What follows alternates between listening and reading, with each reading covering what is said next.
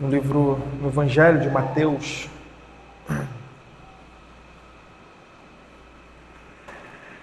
Mateus capítulo 6, fazer a leitura do verso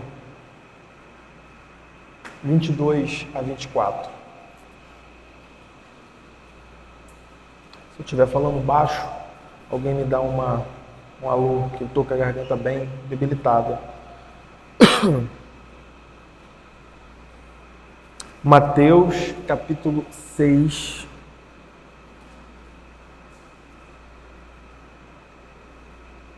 (22 a 24). Diz assim a palavra do Senhor: São os olhos a lâmpada do corpo.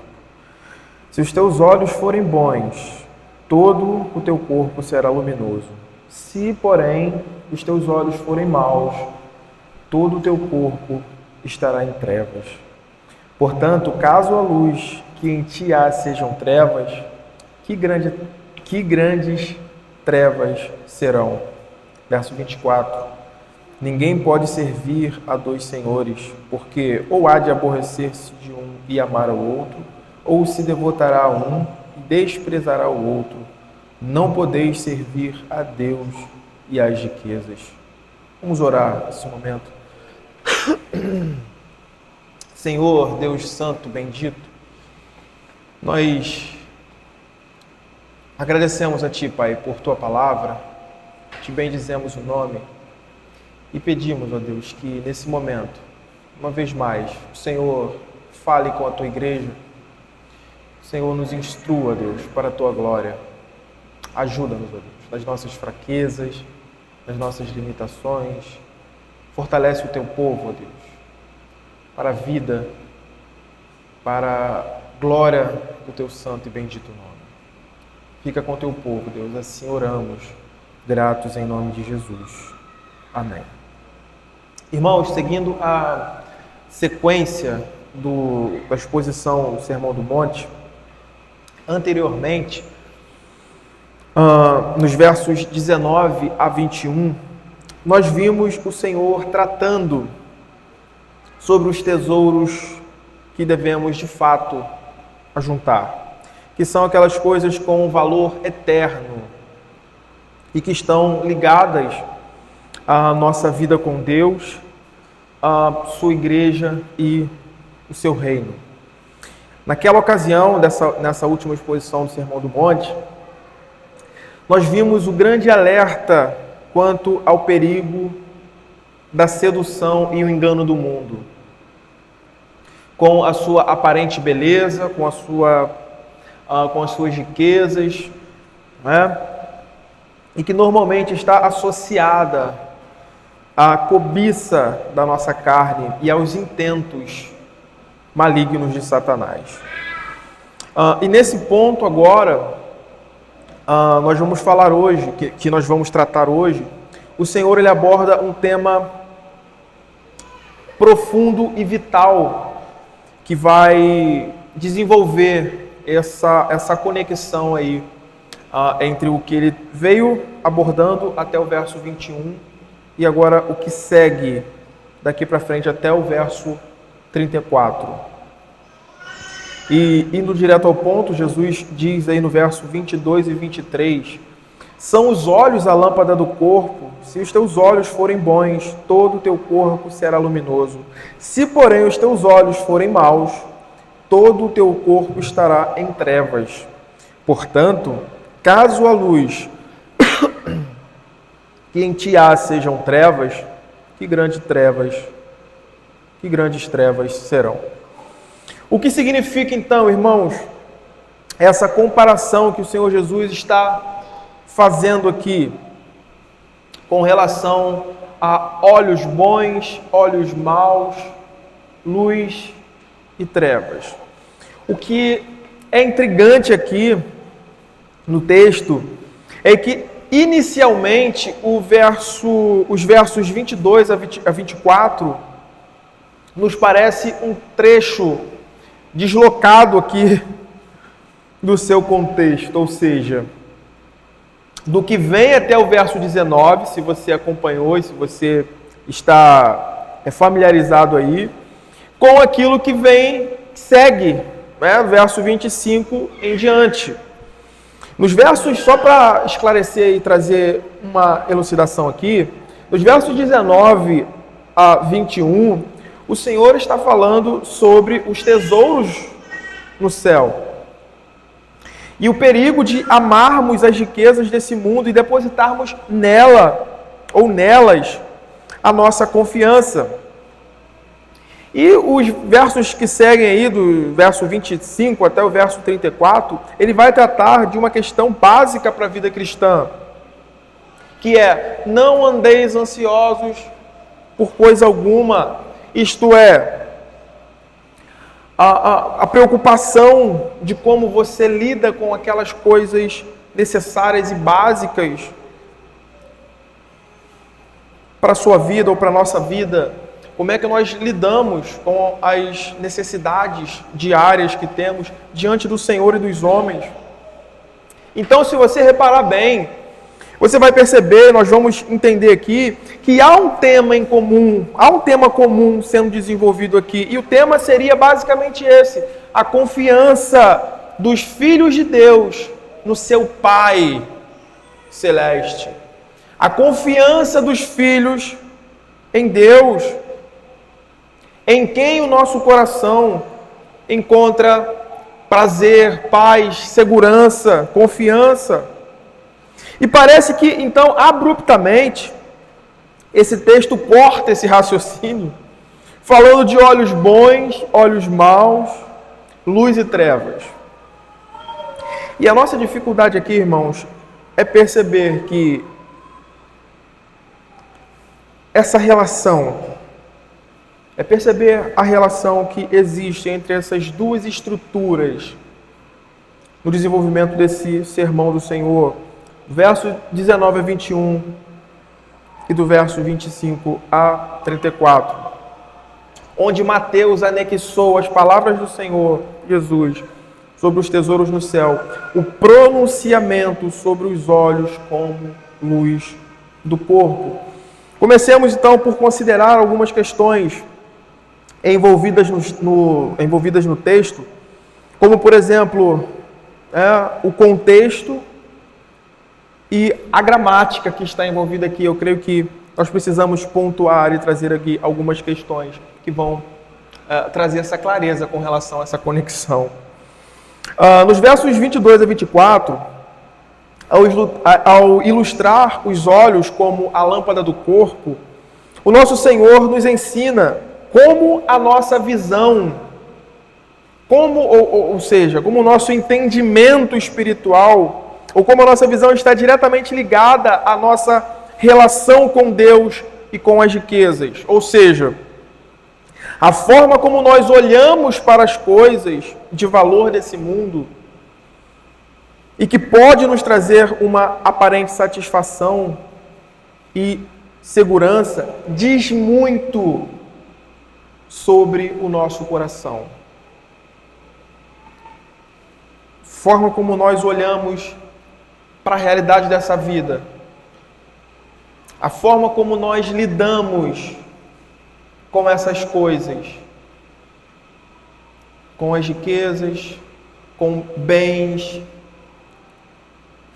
com o dinheiro, diz muito sobre o nosso coração.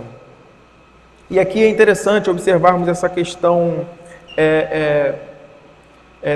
contextual aqui.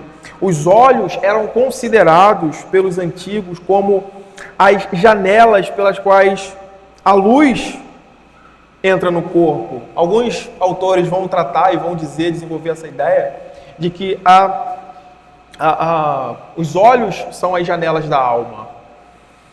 Se os olhos estivessem, então, dentro dessa concepção, se os olhos estivessem, pois, em boas condições, todo o corpo estaria iluminado e seria receptivo aos benefícios que a luz pode comunicar. Mas se os olhos estivessem enfermos ou fossem maus, todo o corpo estaria imerso em escuridão que gera enfermidade. Então, o ponto aqui está nisso. Jesus, empregando metaforicamente esta imagem, afirma que se os olhos, como esse entendimento espiritual do homem, estiver são e os seus apegos afetivos estiverem dirigidos para os tesouros celestiais, toda a sua vida estará sem mancha. Toda a sua vida estará claramente iluminada, vívida. Mas se o seu olho espiritual, usando esses termos, seu entendimento estiver enfermo devido a um falso senso dos valores, ou a cobiça, ou a um espírito rancoroso e destituído de generosidade,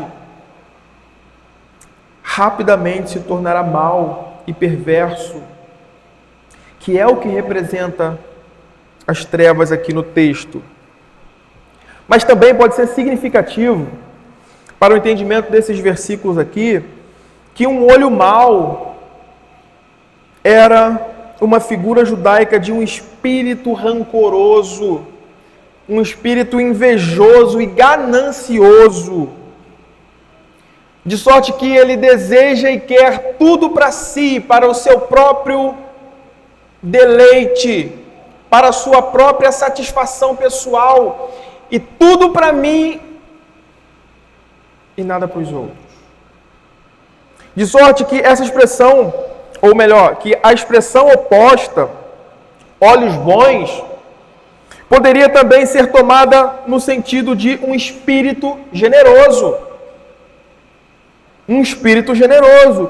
E talvez a nossa tradução aqui, ela não nos dê, na verdade, ela não nos dá a dimensão dessas realidades.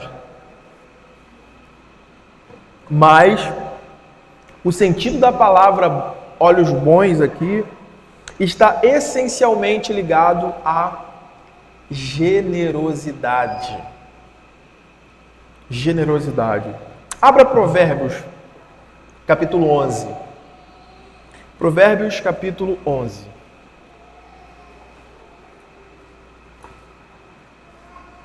Veja que interessante o que nós temos em Provérbios 11, 25 e 26, mesmo sendo um texto essencialmente aí na língua hebraica. Mas veja que interessante. Provérbios 11, 25 e 26 diz assim: a alma generosa prosperará, e quem dá a beber será descedentado. Ao que retém o trigo, o povo amaldiçoa, mas bênção haverá sobre a cabeça do seu vendedor. É interessante que, mesmo se tratando de um texto em hebraico, quando a Septuaginta traduz, né, do hebraico para o grego, ao traduzir esse texto do hebraico, ela vai usar o mesmo termo que temos aqui em Mateus, para olhos, ou se o seu olho for bom, ou seja, um espírito generoso. Em outras palavras, esse texto que nós temos aqui em Mateus: se os teus olhos forem bons, todo o teu corpo será luminoso. Significa termos uma visão espiritual centrada em Deus, em primeiro lugar, um olhar simples e único do nosso Salvador, e não uma visão dupla, de modo que com o olho apreciamos os valores e as riquezas desse mundo, amamos as riquezas e os valores desse mundo, e com o outro olho nos dirigimos hipocritamente a Deus, com um espírito dividido, com o coração dobre. Então, meus irmãos, veja, o Evangelho de Mateus aqui não está tratando aqui simplesmente de bom ou mal no sentido ético-filosófico. Ou seja, de algo que funciona bem, que contribui meramente para o bem-estar, a felicidade ou a realização plena do ser humano de acordo com a perspectiva humana. Mas ele está tratando, ele está apontando no sentido teológico moral, ou seja, o que está de acordo com a vontade revelada de Deus, a santidade e a justiça divina, o que é justo, virtuoso, correto, à luz de Deus.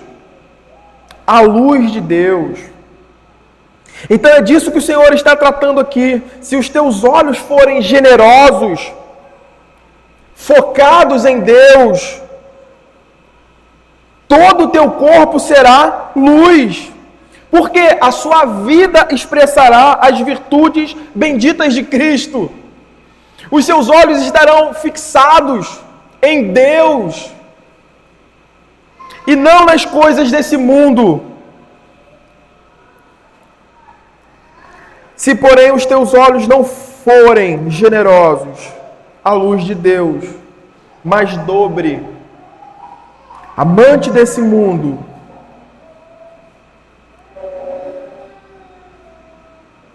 daquelas coisas que estão ligadas a essa realidade caída, todo o teu corpo estará em trevas ou será trevas.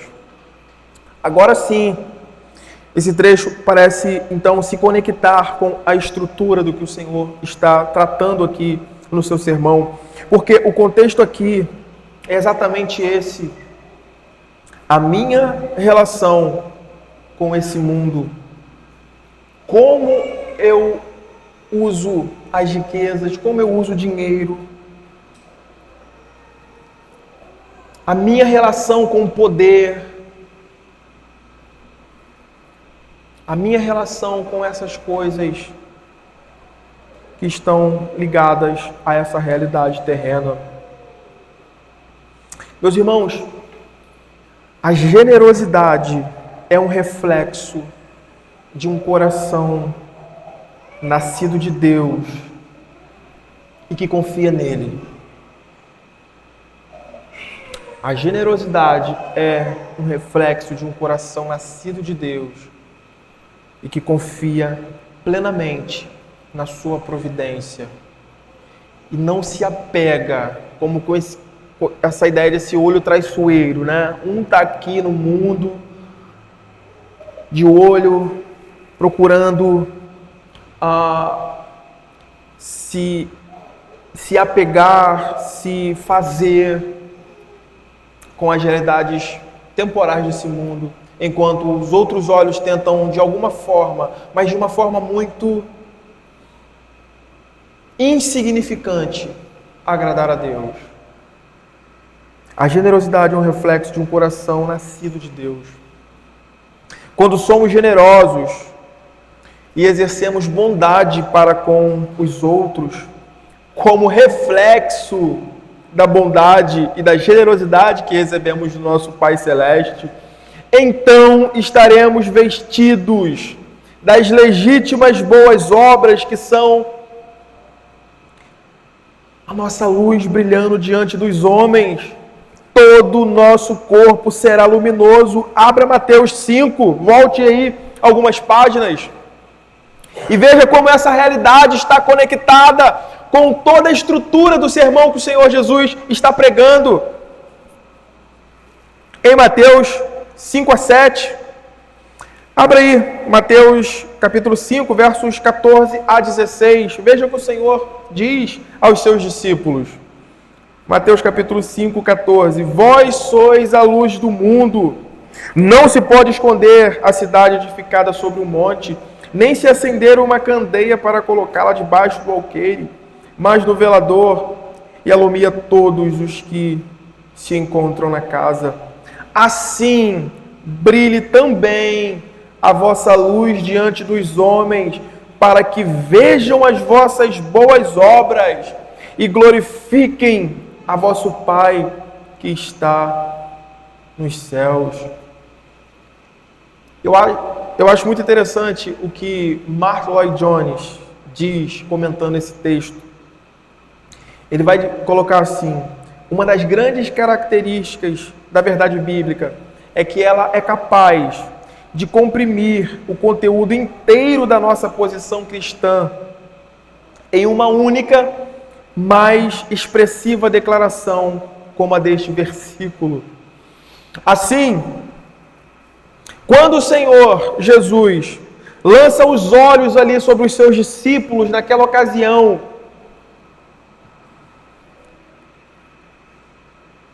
aqueles homens simples,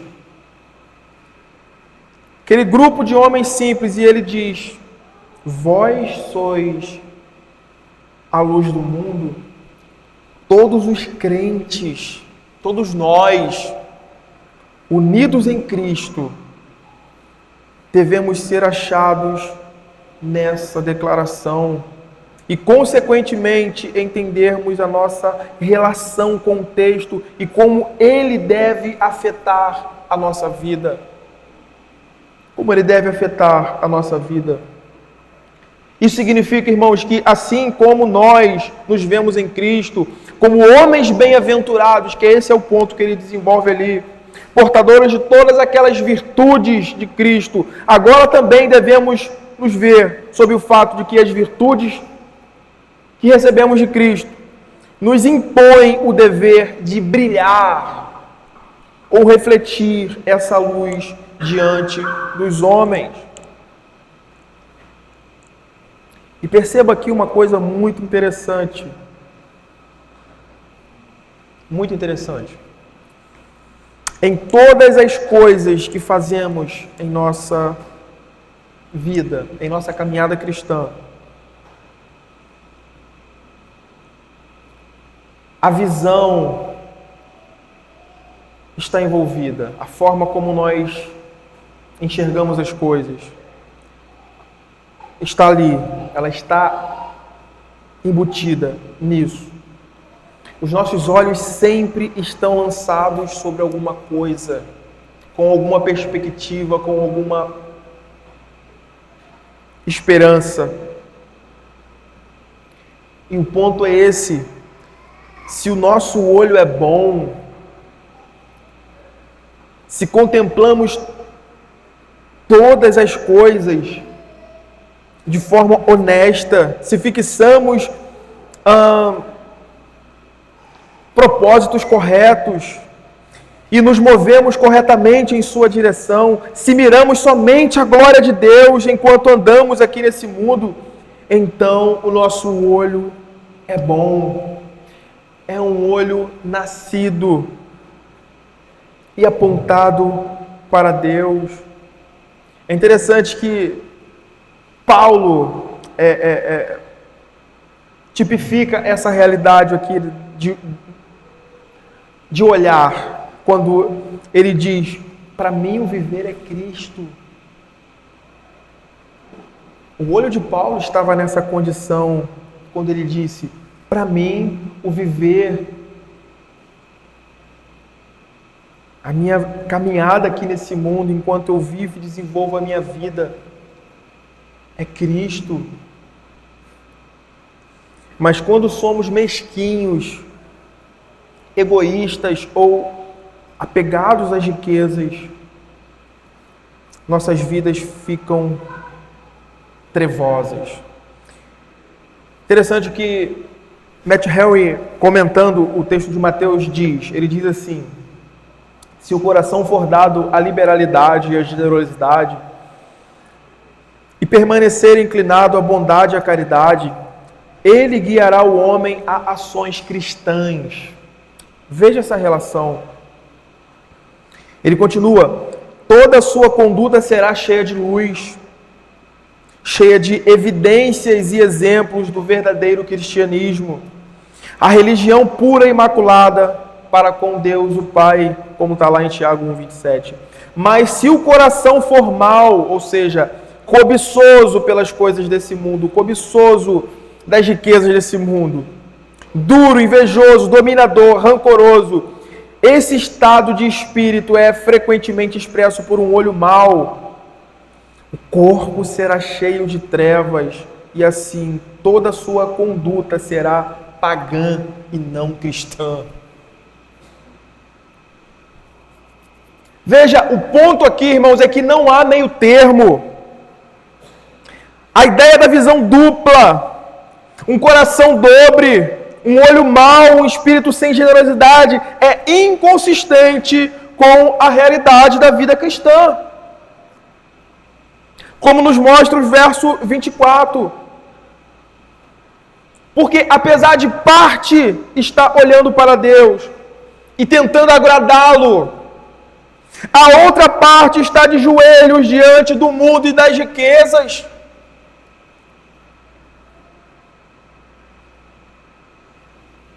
E o ponto de ensino aqui é exatamente esse. Tudo aquilo que o nosso coração está inclinado, está de joelhos, está em uma busca desenfreada, em um amor obsessivo. Isso é um ídolo na nossa vida. É um Deus que levantamos no nosso coração. E o ensino é esse. Não podemos amar a Deus e aos nossos ídolos simultaneamente.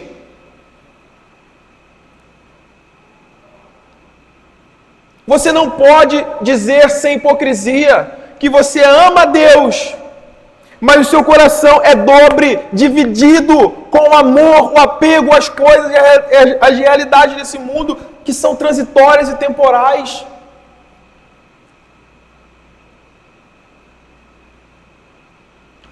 Quanto, irmãos, o nosso coração está inclinado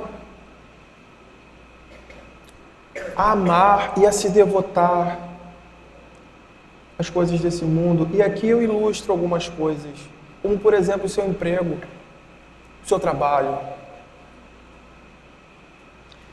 o que você ganha.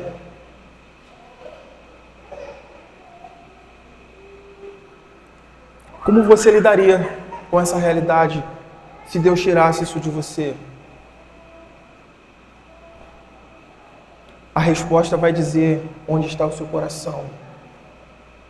A resposta a essas realidades vai dizer quem você ama. Se você confia na providência de Deus, que Ele pode te sustentar, que Ele pode te valer. Ou se você é que acha que é o seu próprio redentor, você que acha que é o seu próprio preservador. Isso vai mostrar onde está teu coração, quem é o seu Deus. Não se engane. Nós não podemos amar a Deus e os nossos ídolos. Qual é o ídolo que está no nosso coração? E que às vezes nós tentamos mascarar ou colocamos ali, né? Não, mas isso não é bem assim. Aquelas desculpinhas, né? Que a gente sabe como é que funciona para isso não nos acusar diante de Deus.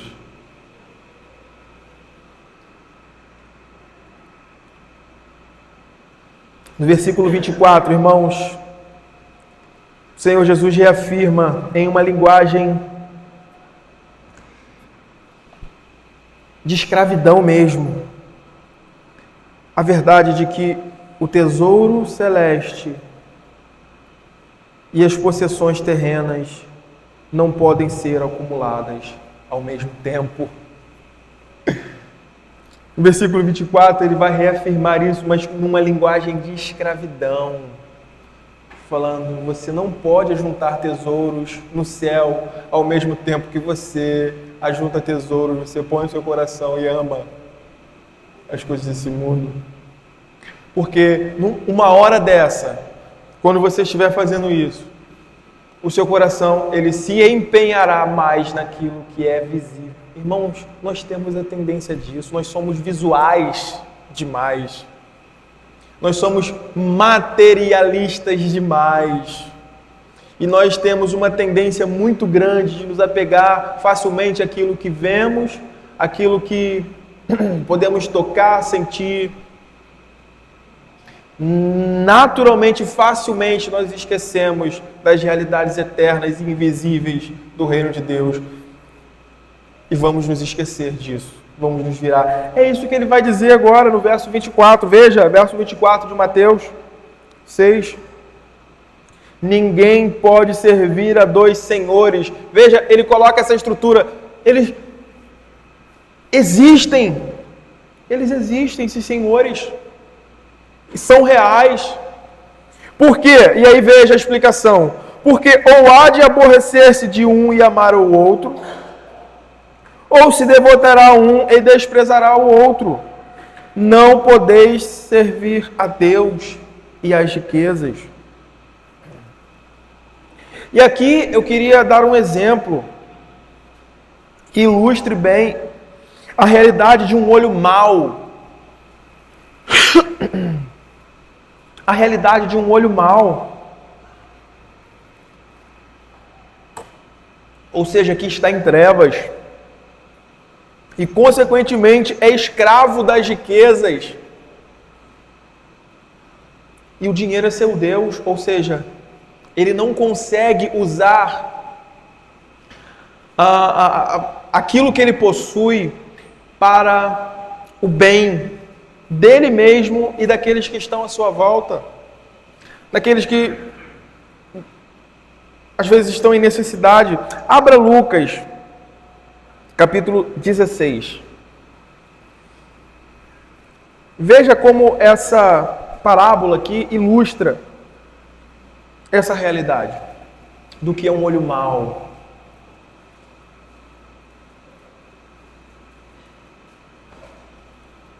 Lucas 16, 19 a 25.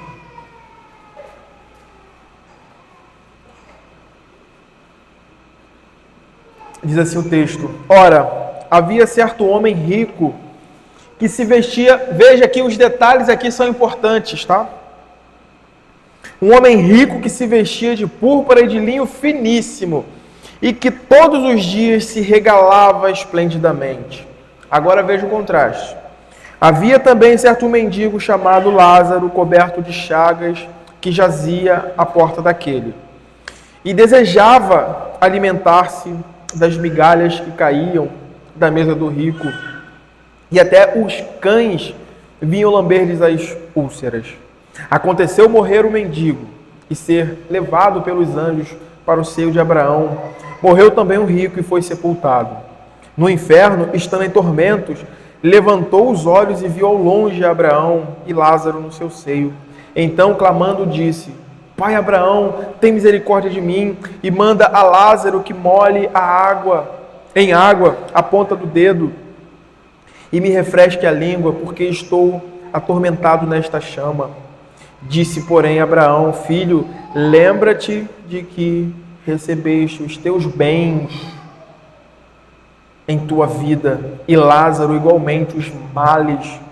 Agora, porém, aqui ele está consolado, tu em tormentos. Veja como esse homem viveu,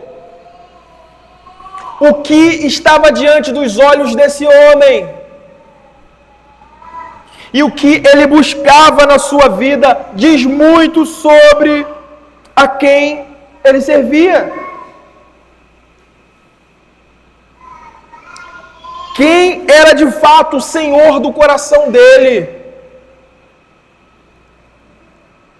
A realidade que fica clara aqui, irmãos, e fica claramente marcada, é que Lázaro, morrendo, sem ter o que comer, coberto de chagas, está à porta de um homem que tinha tudo. Por isso que eu falei que os detalhes aqui importam. Ele se regalava esplendidamente, usava roupas finas todos os dias, sem olhar, com misericórdia. Aí entra o termo de novo, com generosidade, com olhos bons para aquele homem. Os seus olhos eram maus. Os seus olhos eram maus. Porque apesar dele ter suficiente para si e para acudir o necessitado, ele regalava-se esplendidamente.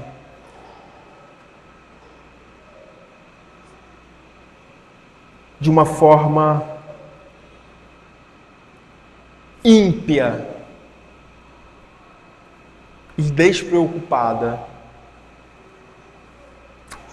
com a necessidade do outro.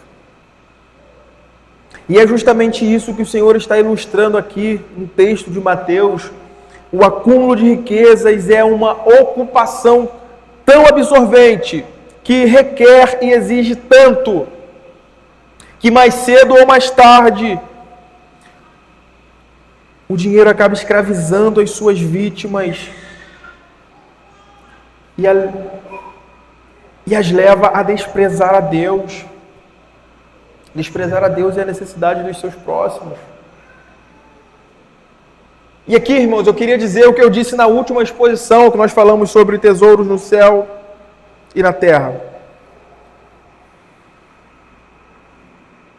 Não é pecado você ter dinheiro, tá? Você possuir bens, você ter recursos que assista você, seus familiares, os seus, aqueles que necessitam. O ponto bíblico é o amor ao dinheiro. Esse amor, esse apreço desenfreado nessa busca cega o bem no coração dos homens.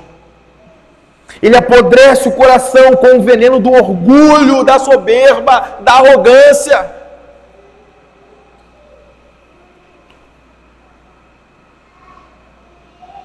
Por isso, alguns comentaristas mais atentos vão dizer que a frase final desse versículo aí, versículo 24, é um disjuntivo oculto, ou seja, ele sugere uma oposição ou um contraste entre essas duas realidades, entre essas duas coisas. E ele ficaria melhor traduzido assim: tendes que servir a Deus ou o dinheiro, não podeis servir a ambos. Não podeis servir a ambos. Irmãos, e veja como isso está interligado em todo esse contexto. Isso não é por acaso.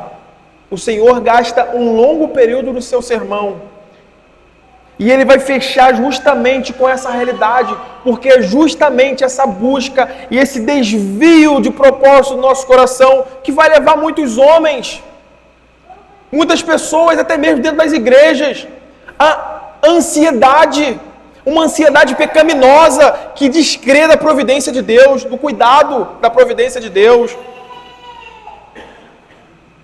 que desconfia da bondade de Deus. Mais na frente ele vai continuar dizendo: não andeis ansiosos por coisa alguma, pelo que é vez de comer, pelo que é vez de vestir. E ele faz comparações justamente para nos trazer a essa realidade, para baixar o nosso coração a essa realidade, que às vezes somos muito influenciados pelo mundo pagão. Irmãos, o mundo pagão, o mundo sem Cristo, vive desesperado. Como o próprio Senhor vai falar, os gentios é que andam preocupados com essas coisas, mas o vosso Pai Celestial sabe que vocês precisam de todas essas coisas e Ele provê. Cada um de nós aqui, sem exceção, cada um aqui sabe que nós temos muito mais do que aquilo que necessitamos. O apóstolo Paulo vai falar aqui: tendo o que comer, o que vestir, estejamos insatisfeitos, não é isso? Não? Estejamos satisfeitos. Não estou falando que a vida cristã, para ser vivida na integralidade, ela tem que ser vivida na miséria. Isso é outra coisa. Isso é outro desvio. Mas eu estou falando de uma realidade em que o nosso coração está focado focado em buscar essas coisas como se Deus fosse falhar em algum momento em nos suprir, como o povo no deserto pensou. Vamos recolher, vamos correr atrás do maná para essa semana aí, porque vai que não cai. Vai que a coisa não é, desanda. Às vezes Deus desanda a coisa, irmãos. Às vezes Deus desanda a coisa literalmente na nossa vida, para nos mostrar os nossos deusezinhos ali, os nossos ídolos ali. Às vezes Deus puxa o nosso tapete para mostrar que nós estamos amando mais as coisas desse mundo do que amando ao Senhor e confiando nele para a nossa provisão. Não se espante quando essas coisas sobrevierem sobre sua vida. Lembre-se, é o Senhor. Ele é o nosso sustento. Ele é o sustento do seu povo. Todas as vezes que o povo de Deus se ensoberbeceu e procurou crescer e se afastar de Deus, de ter uma autonomia para a sua própria vida, a parte de Deus, eles foram abatidos no seu orgulho. Eles foram abatidos. Nós fomos criados para Deus. Nós fomos criados para depender de Deus em todas as coisas. Nenhum homem pode servir a dois senhores. Servir a dois senhores é contraditório ao olho bom. É contraditório à ideia do olho bom. Porque o olho atenta para a mão do seu Senhor. Abra Salmo 123. Salmo 123.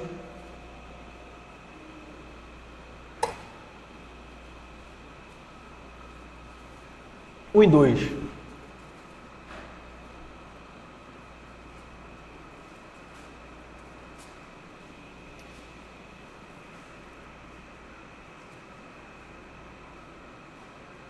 Diz assim, Salmo 123: A ti que habita nos céus, eleva os olhos.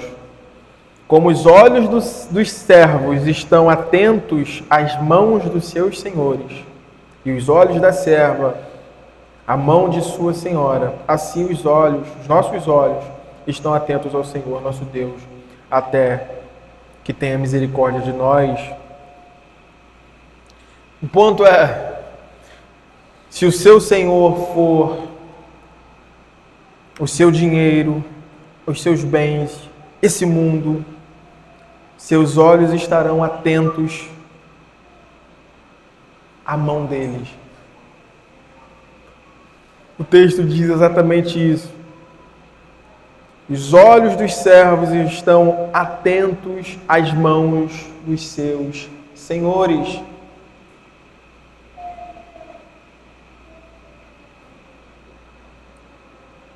Se os nossos olhos estiverem atentos a essas coisas serão nossos senhores. Irmãos, esses senhores são exigentes, viu? Eles exigem tudo. Eles exigem tudo de nós. Eles têm exigências, demandas. E vamos precisar cumpri-las. O Senhor Jesus aqui expõe o engano que alguns colocam sobre as suas próprias almas, de pensar que podem se dividir entre Deus e o mundo, para terem um tesouro na terra e também um tesouro no céu, para agradar a Deus e também aos homens. Mas eu queria dizer, diante das verdades que nós temos visto aqui, da realidade do texto que nós lemos, que qualquer coisa que tire essa realidade dos seus olhos, o foco de Deus, da glória devida ao seu nome, e aqui eu incluo essa realidade cultica, essa realidade do dia do Senhor, é um tropeço que divide o seu coração. Você está juntando tesouros na terra. Eu sei onde está o coração. Nós sabemos onde está o coração de quem nega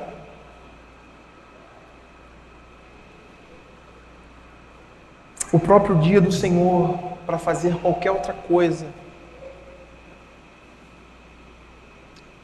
Claro que existem exceções legítimas. Exceções legítimas. Mas a gente sabe, né? O interessante é que a gente sabe aquelas coisas que não são, mas que mesmo assim nosso coração vai lá e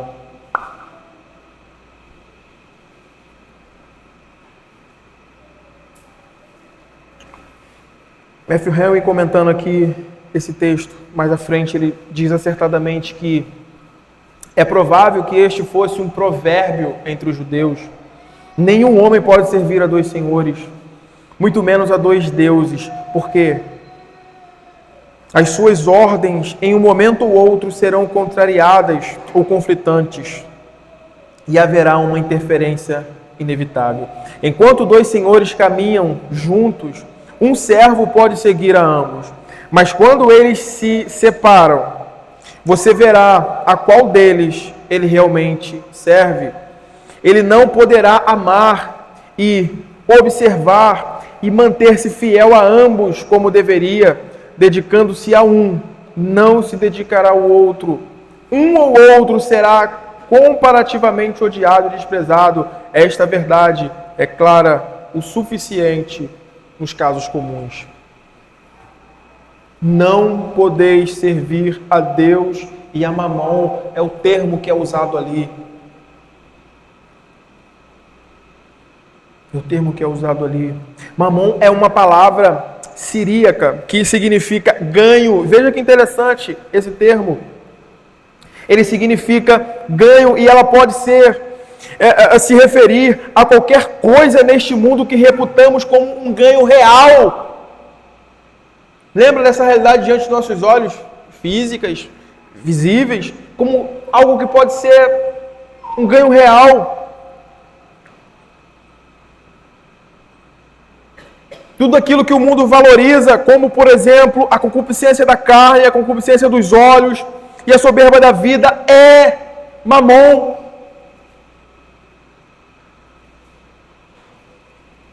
E aí, para alguns, o seu ventre é o seu mamon. E eles o servem, como o apóstolo Paulo vai falar lá em Filipenses 3,19. Para outros, a sua tranquilidade, o seu sono, os seus esportes, os seus passatempos são o seu mamon, como diz Provérbios 6,9. Para outros, as suas riquezas, a segurança desse mundo, o glamour desse mundo, como Tiago 4,13, mas para outros honra e cargos honoríficos. Se eu recordar, nós já falamos aqui diversas vezes, o louvor e o aplauso dos homens eram o mamon dos fariseus. Não podeis servir a Deus e a mamon. Por quê? O ensino bíblico com relação a esse termo ali e ao significado dele, desse ganho real, são inconsistentes. Quem ganhar a sua vida aqui nesse mundo, perdê-la.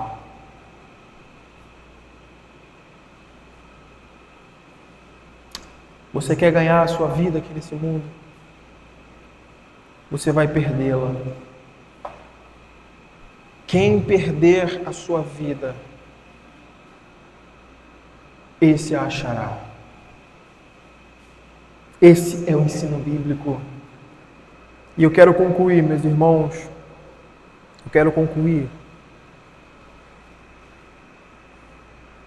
com uma consideração sobre o que nós vimos até aqui. Por que a falta de generosidade está associada a trevas? E por que isso é tão importante para nós? A resposta é uma só. Porque ela é contrária à natureza e obra de Cristo Jesus. As Escrituras são bem claras quanto a isso, mas talvez um texto que nos ajude a visualizar melhor isso seja o texto de Filipenses. Abra Filipenses 2.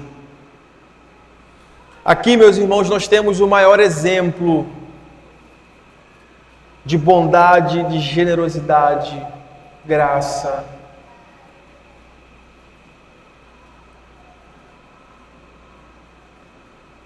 E condescendência.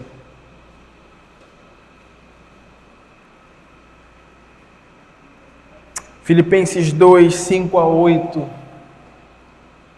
diz assim o texto de Filipenses 2, 5. Tende em vós o mesmo sentimento que houve também em Cristo Jesus, pois ele, subsistindo em forma de Deus, não julgou como usurpação o ser igual a Deus.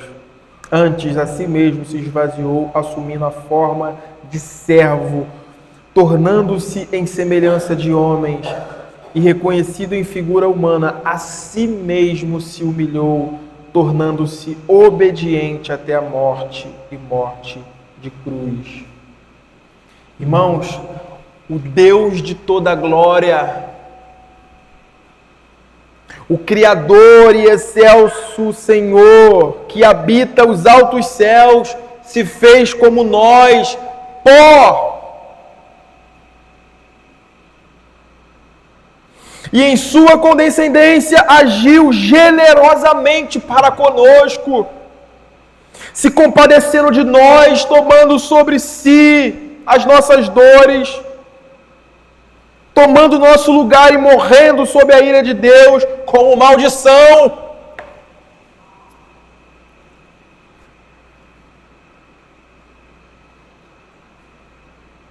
Não ter os olhos bons, não expressar o que isso quer dizer, significa não ser filho de Deus e não estarmos unidos a Cristo, não estarmos expressando quem Cristo é.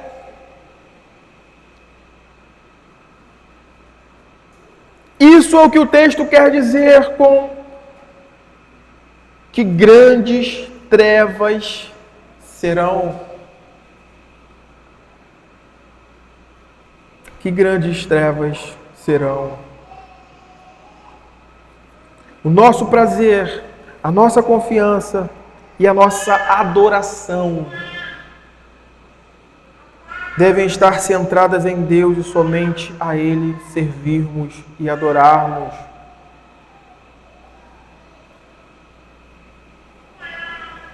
Nós não podemos amar a Deus e amar esse mundo simultaneamente. Nós não podemos servir a Deus como Ele requer de nós, se estivermos servindo aos nossos ídolos e a esse mundo. Veja, um exemplo bem emblemático é o que nós temos ali em Lucas 4, de 5 a 8, onde Satanás leva Jesus ao alto, a um lugar alto, e ele diz assim, Lucas 4, 5 a 8, eu vou ler para a gente ganhar tempo. E levando, mostrou-lhe num momento todos os reinos do mundo. Disse-lhe o diabo, dar-te-ei toda esta autoridade e a glória destes reinos, porque ela me foi entregue e a dou a quem eu quiser. Portanto, se prostrado me adorares, toda será tua. Mas Jesus lhe respondeu: está escrito, ao Senhor teu Deus adorarás e só a Ele darás culto. Eu queria te convidar, meus irmãos,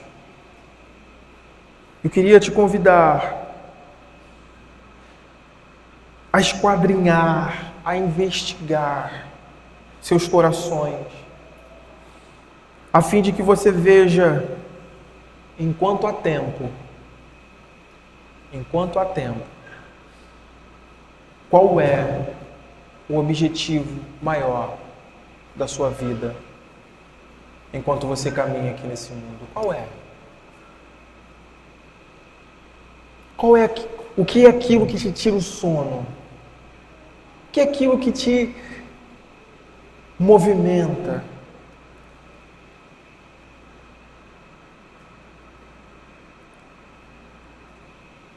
Pense por um momento como você reagiria se amanhã pela manhã, ao acordar, você estivesse falido.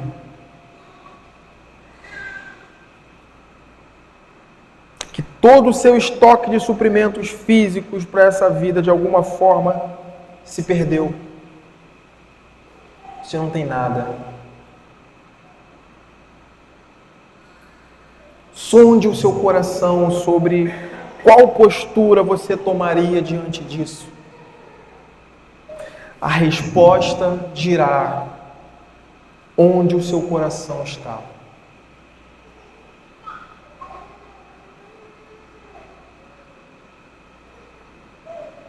Sua confiança para te sustentar nesse mundo e, consequentemente, quem é o seu Deus que tanto você ama de fato.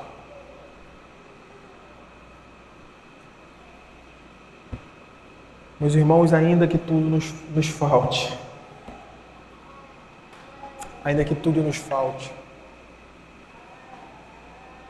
se o nosso coração estiver firmado na rocha inabalável que é Cristo, nós teremos tudo. Nós teremos tudo o que é necessário para essa vida e para a vida por vir. Para essa vida e para a vida por vir, meus irmãos. Meus irmãos, tudo que os homens podem nos tirar são essas coisas, bens materiais, prestígio, a honra desse mundo.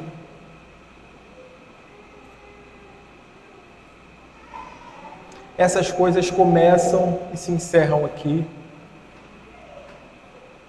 Nós temos uma eternidade afora, depois que essa vida se encerrar. E não se esqueça, quando eu digo eternidade, existem dois lados dessa eternidade. Nós, como filhos de Deus, temos uma eternidade de suprimento, de plena felicidade, gozo, alegria, satisfação com o Cordeiro, com Cristo Jesus. Que coisa pode se comparar a essa, meu irmão? O que tem mais valor aqui nesse mundo do que isso? Alguém uma vez disse: essa vida não é tudo que existe. Esse mundo, essas realidades terrenas, não é tudo que existe. Existe um mundo por vir, uma realidade superior que se move, que nós estamos caminhando para lá. Vivamos de conformidade com isso, com olhos bons, que testifique a nossa união com Cristo e a nossa e a nossa grande esperança no porvir. Vamos orar.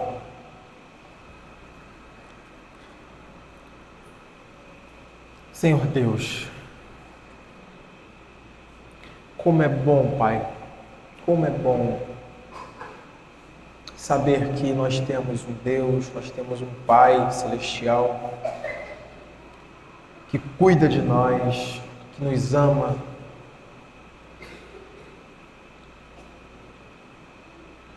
e que em todas as coisas nos supre infinitamente mais que aquilo que necessitamos. Senhor, nós pedimos a Ti nesse momento que, diante de tudo que nós ouvimos e vimos aqui, que o nosso coração, ó Pai, esteja voltado para essas realidades eternas. Que o nosso coração, ó Pai, se desprenda daquelas coisas aqui que são colocadas às vezes como alguma solução,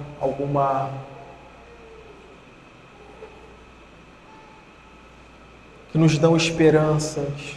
Pai, que o nosso coração tenha esperança no Senhor, que o nosso coração esteja fundamentado nessa viva esperança. Livra-nos, ó Deus, dos ídolos dos nossos corações. Livra-nos, ó Deus, das loucuras que o mundo lança sobre nós. Nos faz olhar, ó Deus, para as realidades eternas e benditas do Teu reino, hoje e sempre. Assim oramos em nome do Teu Filho amado Jesus. Amém.